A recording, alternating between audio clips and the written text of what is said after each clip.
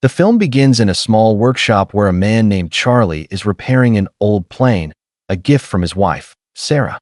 Sarah stops by to say goodbye as she is traveling to a conference in London for 2 days. Through their dialogue, we learn that Charlie works for the CIA, specifically as a data analyst and cryptography expert. After Sarah leaves, Charlie heads to the agency that he enters the data analysis and encrypted messages division, sits at his desk, and begins working. While reviewing files, he stumbles upon a leak from an unknown source. A code, Ankalang, repeatedly appears on his screen, likely an alias for an unidentified individual. The information is initially unclear, but between the lines, Charlie deciphers details about illegal covert American intelligence operations, particularly in the Middle East. Shocked by his discovery, Charlie digs deeper and uncovers that the U.S. government is conducting unauthorized operations in other countries and even collaborating with terrorists to carry them out. His greatest shock comes when he realizes the operations are overseen by his direct superior, Moore, who is also the agency's deputy director. Stunned, Charlie hastily leaves the office and coincidentally runs into his friend, Alex. Noticing Charlie's distress, Alex inquires, and Charlie confides in him about the secret files.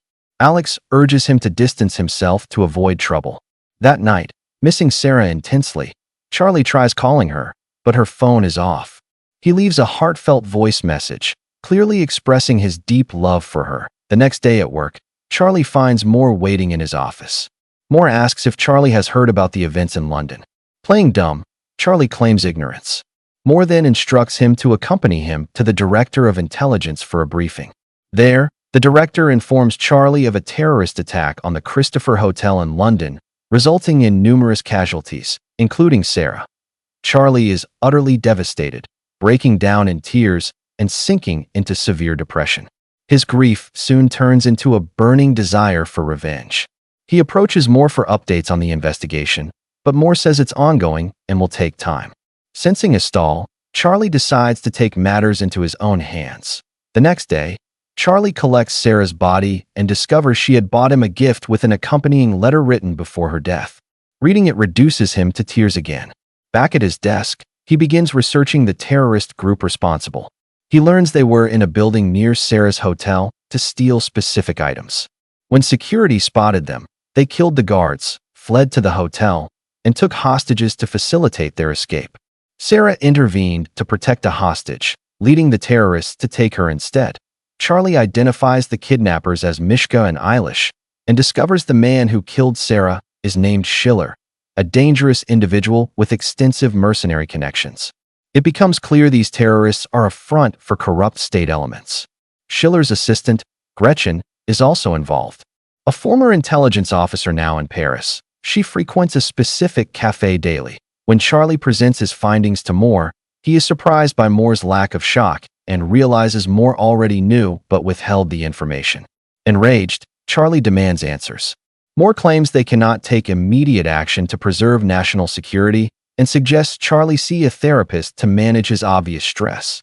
Charlie visits the therapist, confessing his intense anger, desire for revenge, and shock at Sarah's brutal death. He is further disillusioned by Moore's inaction, feeling the agency has abandoned its duty.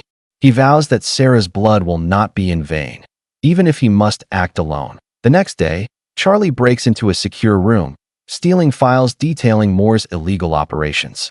He confronts Moore in his office, revealing he knows about Moore orchestrating terrorist attacks, including ones in a Syrian hospital and a Yemeni military base, and a major operation in Afghanistan.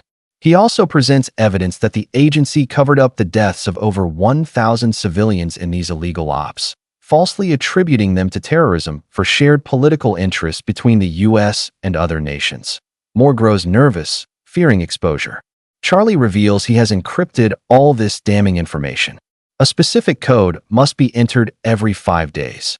If not, the files will be automatically sent to 3 of the world's most prominent journalists. Threatening Moore with ruin, Charlie states he is the only one who can prevent the leak. Under duress, Moore asks what Charlie wants. Charlie demands help in killing those responsible for Sarah's death himself, as he no longer trusts the agency. Though astonished, knowing Charlie has no combat experience, Moore agrees to avoid exposure. He places Charlie under the training of a Colonel Henderson. Weeks pass, and we see Charlie's transformation through intense training. However, despite his progress, Henderson observes a fundamental issue. Charlie, by nature sensitive and moral, cannot bring himself to harm others. Henderson explains that effective combat requires a deadness inside, an ability to kill without remorse, a trait Charlie lacks.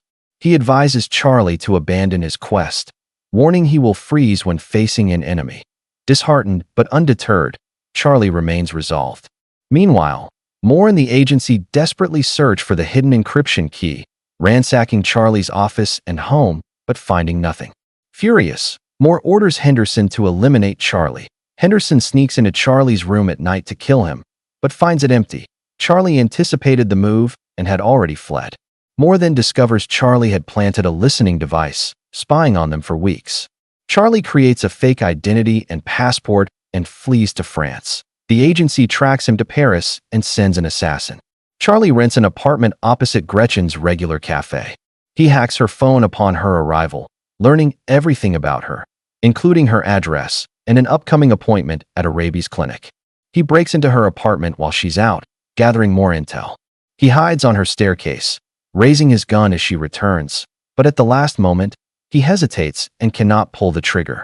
He returns to his apartment, frustrated. Researching the clinic, Charlie learns it specializes in rabies treatment. He purchases a flower whose pollen triggers severe allergic reactions in rabies patients. The next day, during Gretchen's session in a sealed glass oxygen chamber, Charlie, disguised in a lab coat, locks her in and releases the pollen through the oxygen vent, demanding Schiller's location.